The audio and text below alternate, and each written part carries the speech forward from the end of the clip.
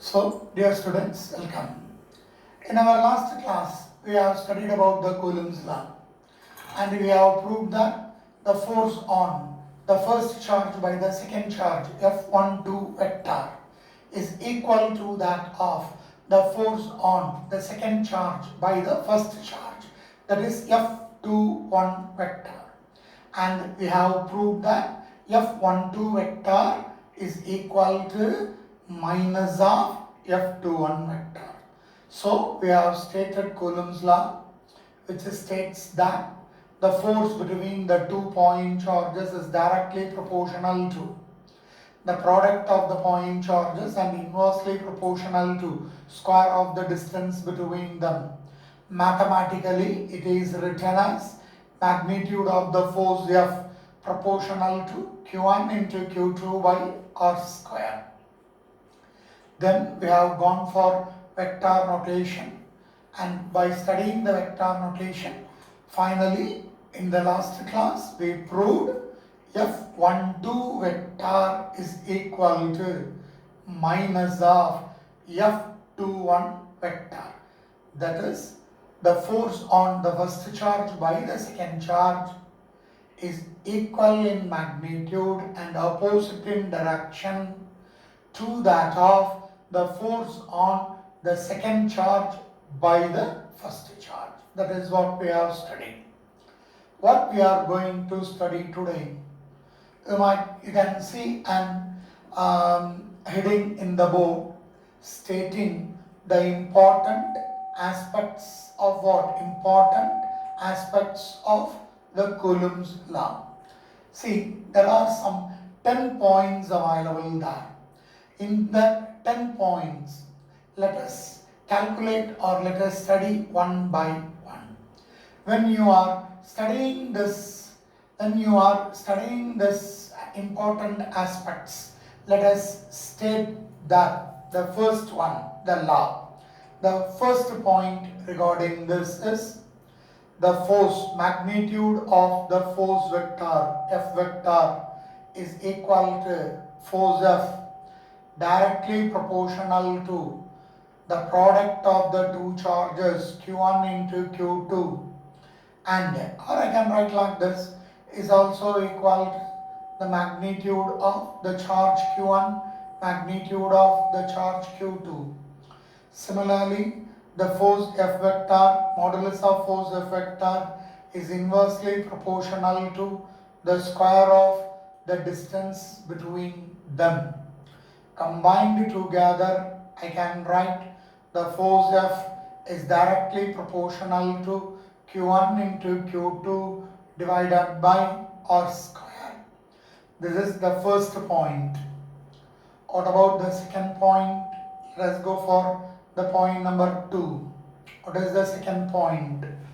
See, if when you are considering the force on Q2 by Q1, if you are considering the force on Q2 by Q1, so it is F2, force on the second charge by the first charge given in vector notation, is acting along what direction?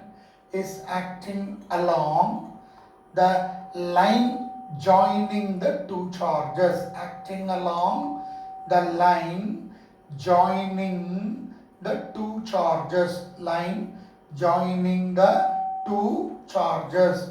Along the line joining the two charges, the force is acting. Then we can say, if you are stating the distance as R12 cap, then if you are stating the distance as R12 cap, then it is the distance of the charge 2, distance of charge 2 from charge 1, from charge 1. Charge 2 is nothing but Q2. Similarly, you can say R21 cap is, we can write the distance of the charge 1. So charge 1 is Q1. From where? From the charge Q2. So let us consider this as Point number 2, from this we have proved that F12 vector is equal to minus of F21 vector. That is, the forces are equal in magnitude and opposite in direction. Equal in magnitude and opposite in what? Opposite in direction. This is the second point. Now let us move on to the third one. What is the third one? The third one is, you see, when you are considering the force, see, when I am writing this force F vector, I have stated this like this: K into Q1 into Q2 by, if it is F21 vector, then I will be writing it as R12 square into R12 cap, where the K is the proportionality constant. What is the value of this constant? See, in order to get the value of this constant, let us state like this. That is, in case of SI units, the value of K equal to 1 divided by 4 pi epsilon 0 or epsilon naught. What do you mean by this epsilon 0 or epsilon naught? A Greek word.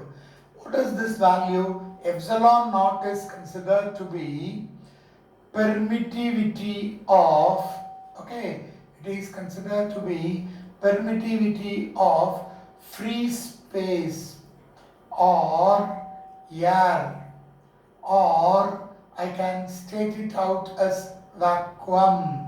So when you are considering the value of K in SI units, the value of K depends on the medium. It depends on the medium in which the charges are placed.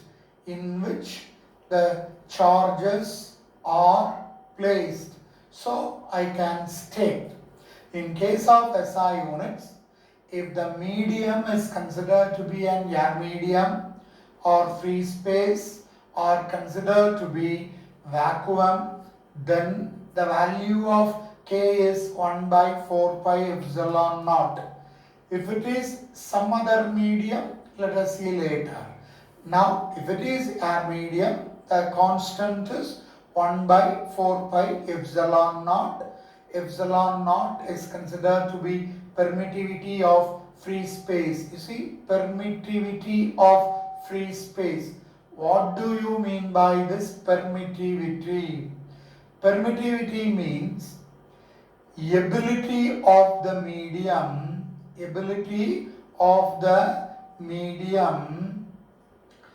to pass, or to allow electrical lines, that we are calling it out as permittivity. Later on we will define. What is the value of this epsilon naught? The value of epsilon naught is 8.854 into 10 to the power of minus 12 Coulomb square per Newton per meter square. So I can substitute here and get the value of K. So K can be written as 1 by 4 pi. Instead of epsilon 0, it is 8.854 into 10 to the power of minus 12, which is equal to 9 into 10 to the power of 9. What is its unit? Reverse this. Newton meter square per Coulomb square. I can also state this value of epsilon naught from this equation. See, from here I can write the value of K as 1 by 4 pi epsilon 0. See, from this I can write the value of epsilon naught as 1 divided by 4 pi into k. For k, if I am substituting this value as 1 divided by 4 pi into 9 into 10 to the power of 9, then the value of epsilon naught is again 8.854 into 10 to the power of minus 12 Coulomb square per Newton per meter square. Are you clear? See, the third point is very an important point.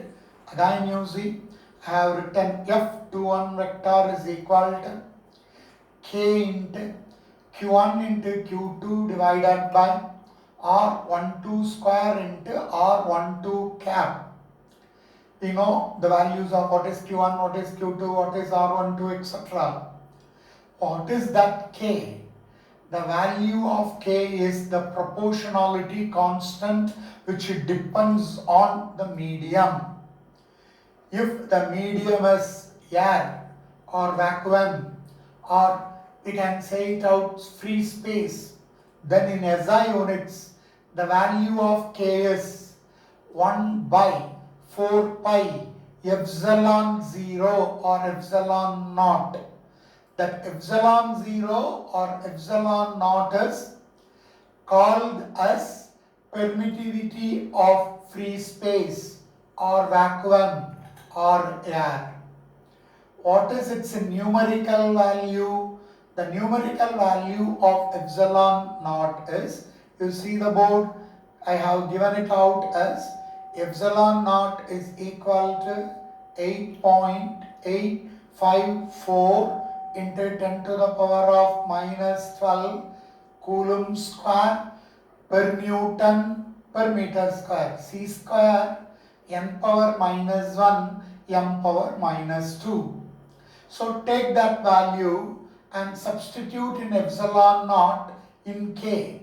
So when you are substituting for this value epsilon naught, the value of K equal to 1 by 4 pi into 8.854 into 10 power minus 12. On simplification, we get the value for K as 9 into 10 to the power of 9 Newton meter square per Coulomb square. Also, see, look at the board I have given here. So also I can state that epsilon naught equal to 1 by 4 pi epsilon 0. Instead of epsilon 0, taking epsilon naught there, I can state that 1 by 4 pi into K. Instead of K, you substitute the value of 9 into 10 to the power of 9.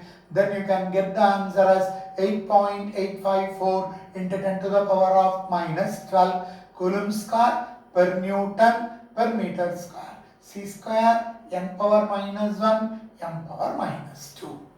Here I have given the name permittivity. You may be asked to define permittivity. What is that permittivity? Permittivity can be known as the ease or the ability of the medium to allow the materials or to allow the electrical lines to pass through. The ability of the medium or the ease with which the electrical lines can pass through the medium is called to be permeability, or the ability of the medium to pass the electrical lines of force. This is the point number 3, an important point. Let us go on to the fourth point. What is that fourth point? You see, the fourth point is we can able to state what? We can able to state what is the unit charge. See, the point number 4 is we are going to define unit charge. What is the value of unit charge? Unit charge means Q equal to 1 Coulomb. Charge Q is equal to 1 Coulomb. That is unit charge. How I can define this unit charge? So let us consider. Take like this. You consider Q1 is equal to Q2 is equal to 1 coulomb. Then the distance of separation between the two charges, or that also you consider as unity, that is 1 meter. Then what is the value of F? In general, in magnitude let us consider. In general, we know that magnitude of the force F equal to K into Q1 into Q2 divided by R square. When you are considering K, the value of K is 9 into 10 to the power of 9 into, according to the consideration, Q1 is 1 coulomb, Q2 is another 1 coulomb, divided by R square. R square is again unity, so 1 square. What is the value? On simplification, I can write 9 into 10 to the power of 9 Newton. So I can state the force between two unit charges separated by a distance of 1 meter is having a force equal to 9 into 10 to the power of 9 Newton. If Q1 and Q2 are of same nature means if both are positive or if both are negative, then the force is considered to be repulsive. Repulsive with a magnitude of 9 into 10 to the power of 9 Newton. So from this calculation, I have to define unit charge or 1 coulomb of charge. Again, a 2-mark question. So again you see on the left corner I am writing how to define unit charge or define 1 coulomb of charge, or the question may be define unit charge. So how you can define unit charge? First of all, I am stating it and then I will be writing it. What is that unit charge? Unit charge is an amount or a quantity of a charge placed in air medium separated at a distance of 1 meter from an equal and similar charge will experience a repulsive force of 9 into 10 to the power of 9 Newton. Clear? That is, you are having two charges in air medium separated by a distance of 1 meter. The two charges are of same nature.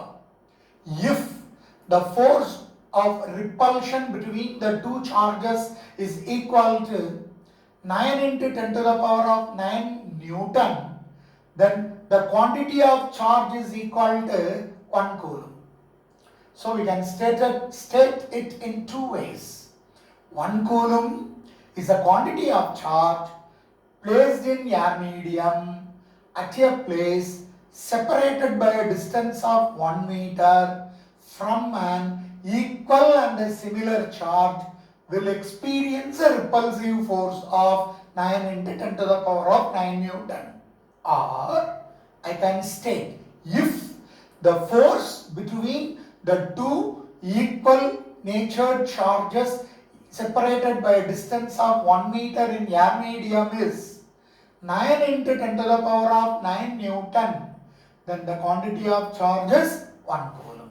Very important definition, repeatedly asked question. So I will be writing it, you just copy it out, very important question. You see what I am going to write?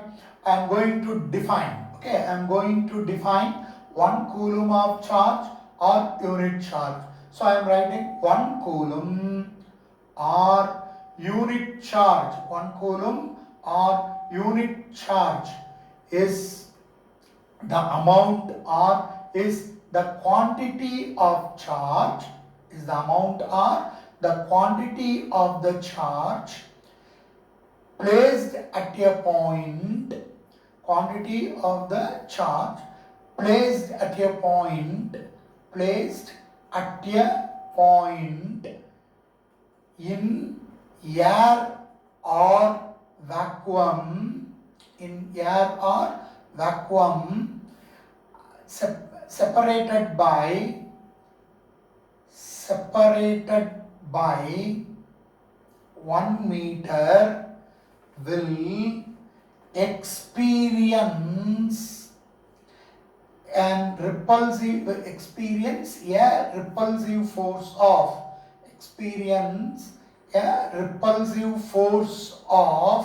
9 into 10 to the power of 9 Newton. Or you can state this in the reverse manner. You see, here like this, if the repulsive force of 9 into 10 to the power of 9 Newton is available in between 2 point charges of equal nature separated by a distance of 1 meter in air or vacuum, then the quantity of charge is 1 coulomb. Clear? But when you are considering about this quantity of charge, the quantity of charge that you are considering 1 coulomb is not in practice. See, when you are considering the charges, when you are considering the value of the charges, 1 coulomb is considered to be very, very high. 1 coulomb is considered to be very, very high. Practically, when you are considering practical cases, practically the charges are in terms of microcoulomb. Charges are represented in terms of what? Represented in terms of microcoulomb, not in coulomb, because coulomb is considered to be a very large value. For example, see, if 1 coulomb of charge is considered, is taken, which is nearly equal to weight of 1 million tons. 1 million tons. Such a high value is 1 coulomb. So practically, the charges available in the charged bodies are not represented in coulomb. Practically, they are represented in microcoulomb. Microcoulomb represented like this, mu c. So this is what called to be the point number 4, where we have defined unit charge or 1 coulomb of charge. Very clear? Now, again, let us go for the next point. What is the next point? The next point is the 5th one. What is the 5th point? See, I am writing it here. Point number 5. See, in SI units, if the medium is air or vacuum, or free space, then we will be saying that F21 vector is equal to force on the second charge by the first charge is equal to 1 divided by 4 pi epsilon 0 into Q1 into Q2 divided by R12 square into R12 cap. But at the same time, what is the value of this epsilon naught? Epsilon naught, we are calling it out as permittivity of free space. Permittivity of free space. Suppose if I am considering some other medium, some other dielectric medium, what will happen? So if the air medium is replaced, if the air medium or free space is replaced with some other dielectric medium, with some other dielectric, non-conducting, that's all. Dielectric means non-conducting medium. Dielectric medium, what will happen? If the air medium is replaced with some other dielectric medium, the value of K changes.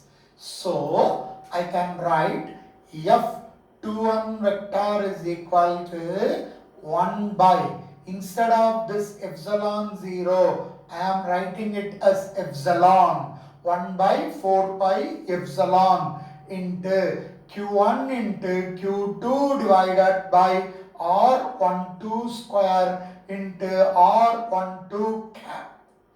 Clear? If that is the case, what is meant by this epsilon? Epsilon means, see, epsilon naught means permittivity of the free space. Epsilon means, we can state it out as it is called to be permittivity of the dielectric medium. Permittivity of the dielectric medium in which the charges are being placed. Now, what is this epsilon? This epsilon, we are calling it out as the permittivity of the dielectric medium. So, when you are comparing these two, since epsilon is greater than epsilon 0, F21 vector in medium is found to be less than that of F21 vector in air, because that epsilon, the constant epsilon naught or the epsilon is inversely proportional to force. So if permittivity increases, then the force will decrease. So that is the reason why I have stated an concept here. I am marking it with a red line. See, F21, one more question. F21 vector in medium is always less than that of F21 vector in air medium. What is the reason? The reason is this one. What is that one? The value of permittivity of the medium is always greater than that of the permittivity of what? Permittivity of free space or what? Air or vacuum. So from this definition or from this also I can measure or I can state or define what is the value of permittivity.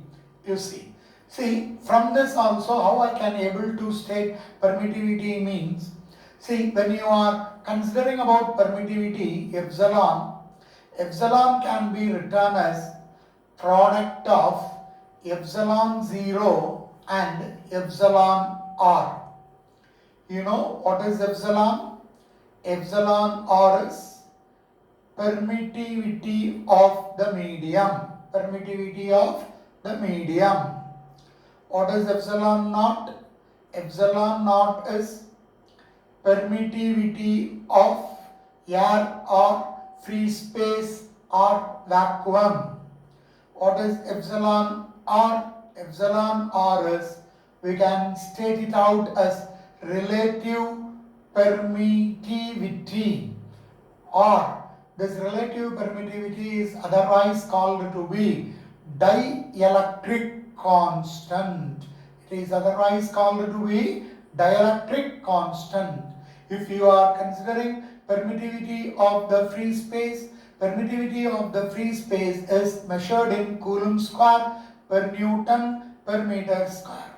Permittivity of free space is also Coulomb square per Newton per meter square. But relative permittivity or dielectric constant is a constant having no unit and no dimension. No unit and no dimension. See, for you, a small work. Try to write dimension for this unit. What is that unit? Coulomb square per Newton per meter square. You may be expecting a question in your NEET or IIT JEE. What is the dimensions for this, for permittivity? So try to get it out. If not, I will explain it in my next video or when we are seeing it in person. Okay, clear? Now, let us consider this again. Epsilon is equal to epsilon naught into epsilon r. So, here you write epsilon is equal to epsilon 0 into epsilon r. So, how I can able to define permittivity of the medium is defined as, permittivity is defined as the product of, permittivity of free space, permittivity of free space, and dielectric constant, or I can write it out as relative permittivity. Relative permittivity, and you can write the SI unit is Coulomb square per Newton per meter square. Now, from this I can able to define or state epsilon r, or how I can able to define relative permittivity. So, what do you mean by this relative permittivity? Relative permittivity is epsilon r is equal to, from this equation I can write epsilon by epsilon 0. So, how you can define? So, relative permittivity is defined as what I have done? I have divided. Divided means it is ratio. So I can say it is defined as the ratio between permittivity of permittivity of the medium to permittivity of free space, and it is having no unit, or we can say it is having no dimension. Okay, regarding this, one more point. If the medium is so I will be going to the next page. See, if you are considering the medium as medium, then we can say the permittivity is, in case of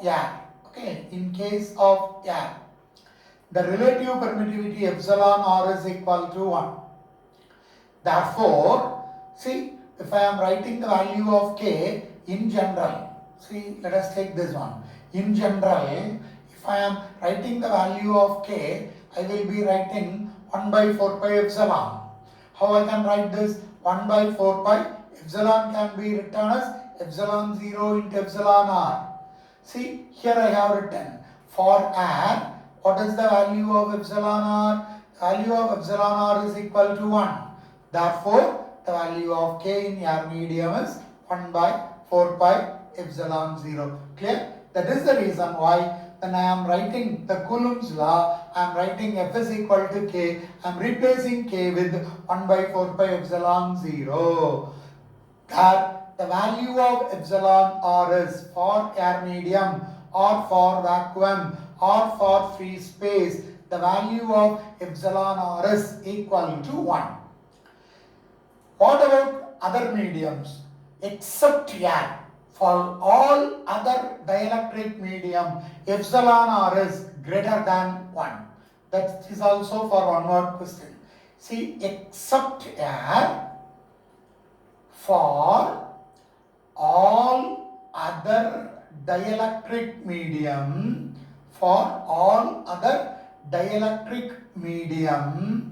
we can say the value of epsilon r is greater than 1.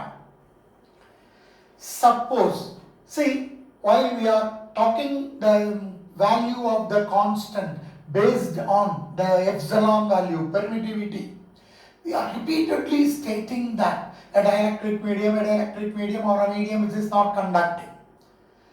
What will happen if a conducting medium is considered? It is not in your book. A question for your IIT, JEE, or for your NEET examinations. If the medium is an conducting medium, what will happen? If there is a conducting medium, what will happen? What will happen to the force mu? The electrostatic force becomes infinity. How? If the medium in which the charges are placed is an conducting medium, if you are considering the medium in which the charges are placed is an conducting medium. For example, you can consider like any metal, aluminium, iron, or gold, silver, any material which can able to conduct, then the value of epsilon r will be equal to infinity. If the value of relative permittivity is infinity, then what will happen to k? The value of k will be 1 by 4 pi epsilon 0 epsilon r if this epsilon r becomes infinity, k will become 1 by infinity, k will become 0. So force F is equal to 0. If it is either F21 vector or F12 vector, force becomes 0. So electrostatic force will become 0 if the two charges are placed in a conducting medium. That is the reason why right from the beginning we are insisting that the charges are placed